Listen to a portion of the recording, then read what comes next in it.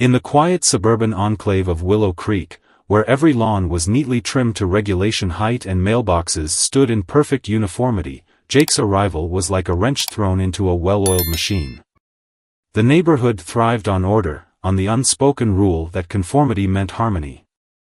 But Jake, a laid-back software developer who had just inherited his late uncle's home, had no interest in following the script. Unlike the pristine green carpets that lined every driveway, his front yard became a wild, untamed burst of color, a carefully cultivated wildflower garden designed to attract bees and butterflies. It was beautiful, vibrant, and most importantly, completely against everything Karen stood for. From the moment he moved in, Karen had her sights set on him. She wasn't just any neighbor, she was the enforcer, the self-appointed guardian of Willow Creek's rigid aesthetic. Armed with her ever-present clipboard and a perpetual look of disapproval, she had spent years policing everything from the shade of people's shutters to the number of pumpkins allowed on a porch in October. And now, staring at Jake's unruly front yard, she had found her newest target.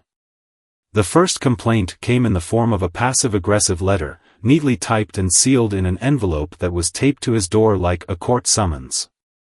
"Your property is in violation of neighborhood standards," it read, listing off supposed infractions: excessive weeds, unsightly landscape, potential decrease in property value. Jake chuckled at the absurdity of it, tossing it onto his kitchen counter. He wasn't breaking any laws. And he sure as hell wasn't about to rip out his wildflowers just because some clipboard-wielding dictator had a personal vendetta. But Karen wasn't the type to accept defiance. She thrived on control, and Jake's refusal to comply only fueled her obsession. What started as a few angry letters quickly escalated. The second time she struck, she called the city inspector, demanding an official review of his weed-infested yard. When that failed, because wildflowers, as it turned out, weren't illegal, she set her sights on his mailbox, claiming it was 1 inch too tall and an eyesore to the community. Jake knew she wasn't going to stop. This wasn't just about a garden or a mailbox. Karen wanted him gone. And as he sipped his coffee one peaceful morning, watching a police cruiser pull up to his driveway, he realized just how far she was willing to go. The police cruiser rolled to a slow stop in front of Jake's driveway, its flashing lights reflecting off the chrome of his mailbox, the same mailbox Karen had declared a community eyesore. Setting down his coffee, he sighed, already bracing himself for whatever nonsense she had stirred up this time.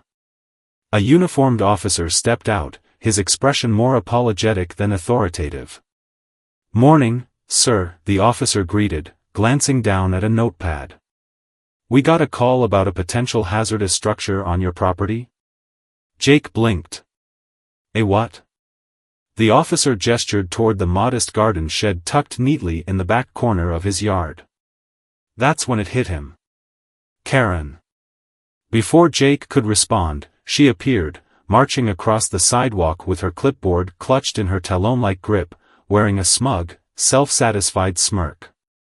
"I told you, officer," she announced, crossing her arms like she had personally caught him committing a felony. "This structure is unstable. It's an accident waiting to happen." Jake let out a short laugh.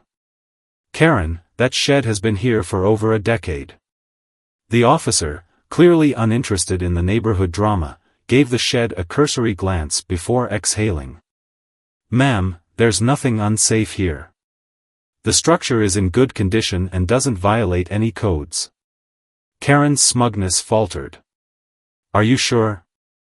Because I read in the HOA guidelines that..." The officer cut her off with a pointed look. "This isn't an HOA issue, ma'am. 911 is for emergencies. If there's no legitimate danger, you can't keep calling us over personal disputes."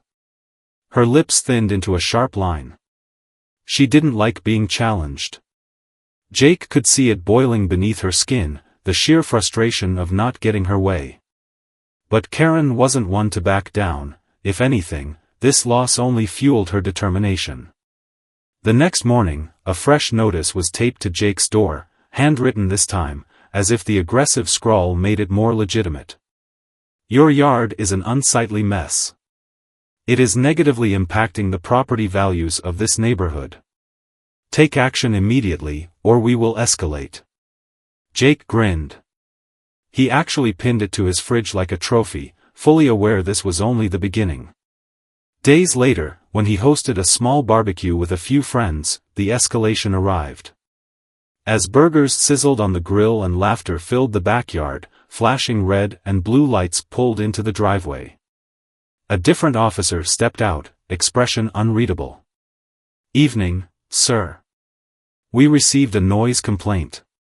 Jake sighed, gesturing to the yard, where the only noise was the gentle hum of conversation and a low radio playing classic rock at barely conversational volume. And then, there she was. Standing on the sidewalk, arms crossed, lips pursed, eyes burning with faux righteousness. "They've been blasting music for hours," Karen exclaimed, her voice dripping with exasperation, like she had suffered through a rock concert outside her window. The officer frowned, clearly unimpressed. He glanced at the quiet gathering, then at Karen, then back at Jake. "Sir, this doesn't even qualify as loud." Karen stiffened, but before she could argue, the officer turned on his heel and walked away. Her plan had backfired spectacularly. But Karen wasn't done. Days later, an official-looking city notice arrived in Jake's mailbox, stating that his wildflower garden was under investigation for being a breeding ground for pests. It was ridiculous. Jake had done his research before planting it. His garden was fully compliant and even environmentally beneficial. Yet here was a city inspector at his doorstep, clipboard in hand, looking equally confused as he walked through the yard. "She really filed this?" the inspector asked, rubbing his temple as he inspected the thriving blooms, where butterflies fluttered and bees buzzed lazily in the sunlight. Jake chuckled. "Oh yeah. Welcome to Karen's kingdom." The inspector took one last glance around before sighing. "There's nothing wrong here. In fact, this is one of the more eco-friendly yards I've seen. I'll file the report, but she's wasting our time." Jake nodded knowingly. That's all Karen did, waste time, create problems, and enforce rules that didn't exist. But her obsession with control was spiraling. The next morning, Jake spotted her standing on the sidewalk at dawn, tape measure in hand, furiously documenting the height of his grass. Halloween arrived, and Jake, being a fan of the spooky season, went all out. Pumpkins lined his steps, a fog machine puffed eerie mist onto the driveway, and a towering skeleton greeted trick-or-treaters. The kids loved it. But, of course, Karen did not. "This is an absolute violation," she snapped, storming up his driveway, pointing at his decorations like they were evidence in a crime scene. "These pumpkins are not regulation size. And that fog machine, it's a fire hazard." Jake laughed openly. "A fire hazard? It's literally just mist." Karen, seething, snapped pictures with her phone. "You'll regret this." That night, 911 was called again. This time, Jake didn't even have to guess who it was. But something was changing. Neighbors, once silent or too afraid to speak up, were starting to notice. Karen wasn't just a harmless nuisance. She was a tyrant. And the neighborhood was getting sick of her. By the time Halloween ended, Jake had finally had enough. The constant harassment, the bogus complaints, the 911 calls over nothing. Karen wasn't just an annoying neighbor. She was on a mission to make his life hell. But what Karen didn't realize was that Jake had a sense of humor and a whole lot of patience. If she wanted a battle, she was about to get one. The first counterstrike came in the form of an army of lawn gnomes. Not just any gnomes, but miniature, smug-faced sentinels holding tiny protest signs. One read, "Karen's Kingdom, no fun allowed." Another, "Beware, wildflowers are dangerous." The best one, placed right near the sidewalk where Karen walked every morning, simply read, "Neighborhood tyrant lives here." Jake wasn't the only one amused. The neighborhood kids found the gnomes hilarious, and even some of the more reserved neighbors smirked when they passed by. Karen, however, was not laughing. She stormed onto Jake's porch the next day, face flushed red, voice shaking with outrage. "This is harassment," she screeched. "You can't just put up signs mocking me." Jake leaned against the railing, sipping his coffee like he didn't have a care in the world. "Oh? I thought we were all about neighborhood beautification. I'm just expressing my creativity." Karen's eyes twitched. She spun on her heel and stomped away, already plotting her next move. And, sure enough, she escalated. Days later, Jake came home to animal control officers standing on his porch. Confused, he looked down at his golden retriever, Buddy, wagging his tail without a care in the world. "Sir," one officer said, looking almost embarrassed, "we got a report about an aggressive dog on your property." Jake blinked. "You've got to be kidding me." The officer sighed. "Look, we have to follow up. Do you mind if we check?" Jake gestured broadly at Buddy, who had flopped onto his back, tongue lolling out, waiting for belly rubs. The officers exchanged glances. Clearly, they had been sent on a wild goose chase. "Karen called, didn't she?" Jake asked flatly. The officer hesitated before nodding. "Multiple times." That's when Buddy chose the perfect moment to roll over and let out the smallest, softest bark, barely more than a yawn. One of the officers chuckled. "Yeah. I think we're good here." Karen, watching from her porch, fumed. Another plan ruined. But she wasn't done yet. The next morning, Jake woke up to screaming. He bolted outside just in time to see Karen sprawled dramatically on the sidewalk in front of his house, clutching her ankle like she'd been struck down by an unseen force. A small crowd gathered, neighbors stepping out of their homes to see what the fuss was about. Karen moaned in agony as she pointed a shaking finger at Jake's front walk. I tripped," she gasped. Your sidewalk is dangerous. This is negligence." Jake rubbed his temples. Was she seriously trying to sue him? The sirens came next. An ambulance. And a police car. Karen, being dramatic as ever, milked the moment for all it was worth. When the paramedics arrived, she let out a pained gasp, clutching at her ankle like it was broken in 3 places. But Jake? Jake was prepared. "Officer," he said calmly, gesturing toward the security camera mounted above his porch. Karen's face blanched. 15 minutes later, after reviewing the footage, the officer's expression darkened. The video showed Karen carefully positioning herself, glancing around to make sure people were watching, and then deliberately lowering herself to the ground. It was a performance. The officer turned to her. "Ma'am, is there something you want to tell us?" Karen's eyes darted between Jake and the growing crowd of watching, whispering neighbors. Then, suddenly, she let out an exaggerated yelp and clutched her ankle again. It's still an unsafe walkway," she stammered. The officer exhaled. "Ma'am, faking an injury to file a false claim is a serious offense. I'd think real hard before pursuing this." Karen said nothing. But the moment she realized no one was buying her act, she hobbled away, refusing to make eye contact with anyone. The next morning, another letter arrived in Jake's mailbox. This time, it wasn't from Karen. It was from the city, stating that his property was being investigated for excessive lawn ornamentation. Jake laughed. She was really grasping at straws now.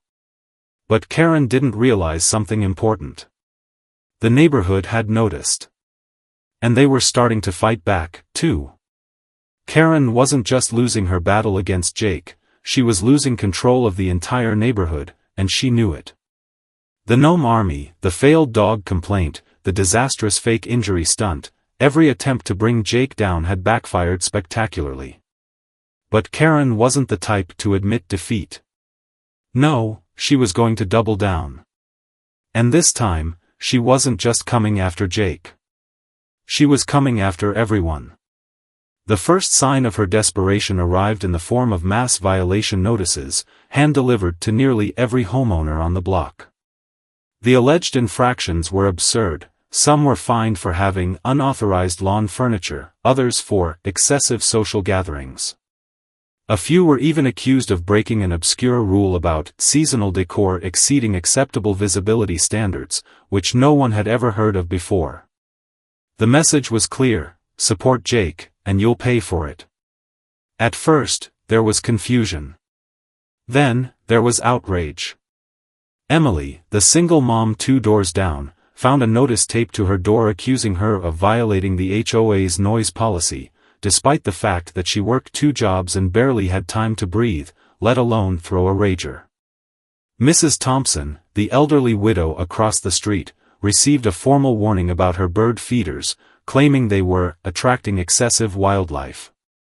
And Bill, the retired engineer next door, was slapped with a fine for an improperly aligned trash bin. "I've lived here for 20 years, Bill grumbled, waving his notice in Jake's direction. "Never once has anyone cared about my damn trash bin." It didn't take long for everyone to put the pieces together. This wasn't about neighborhood standards. This was about Karen trying to intimidate them into submission. But something Karen hadn't accounted for was just how much people had grown to despise her. Jake wasn't just some outsider anymore. He had become a rallying point for every resident who had been quietly suffering under Karen's reign of tyranny. And now, with the mask slipping and her desperation showing, the neighborhood was ready to fight back. Bill, ever the tech-savvy retiree, started compiling years' worth of security footage from his home cameras. One particular clip, captured in glorious high definition, showed Karen measuring people's lawns at 6 a.m., scribbling notes like some deranged bureaucrat. "She's been doing this for years," Bill muttered, shaking his head as he scrolled through the footage. "I think it's time we show everyone just how insane she really is." Meanwhile, Emily dug through old HOA records and uncovered something massive. Karen had been making up rules. Half of the regulations she had been enforcing weren't even in the official HOA bylaws. The mailbox height policy didn't exist. The "no wildflowers" rule? Completely fabricated. Even the fine for unauthorized gatherings was total nonsense. Jake stared at the documents, barely able to contain his grin. "Karen's been running the HOA like her own personal dictatorship," Emily said, shaking her head. "I bet if we go door to door, we'll find dozens of people who've been bullied into paying fake fines." And that's exactly what they did. Over the next few days, Jake and his growing alliance of neighbors went door to door, exposing Karen's scam. One by one, people opened up.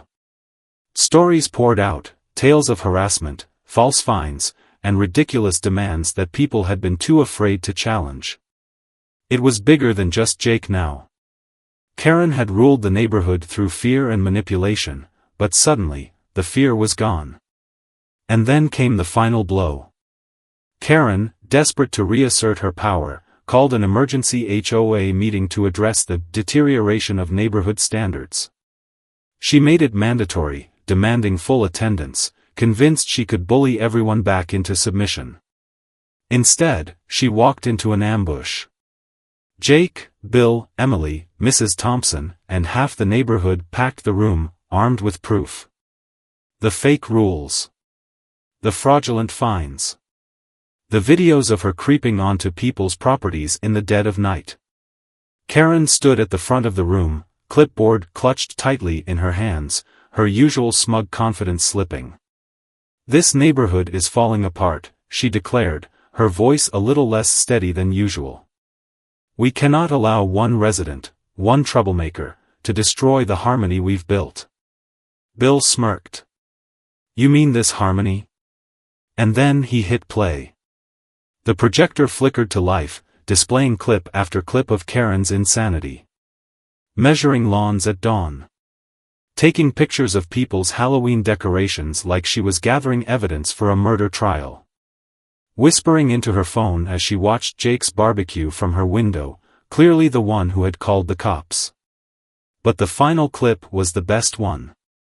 A slow-motion replay of Karen staging her fake fall, complete with her checking to make sure people were watching before dramatically collapsing onto the sidewalk.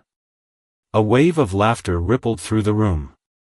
Even the HOA board members, who had backed Karen for years, looked mortified. And then, to make things even worse for her, a familiar voice rang out from the doorway. "Karen, we need to talk." The police officer who had been forced to deal with her one too many times stepped into the room, holding a formal notice. "After reviewing multiple reports of false 911 calls, we've determined that you've been misusing emergency services. This is your official warning. One more false report, and you could be facing criminal charges."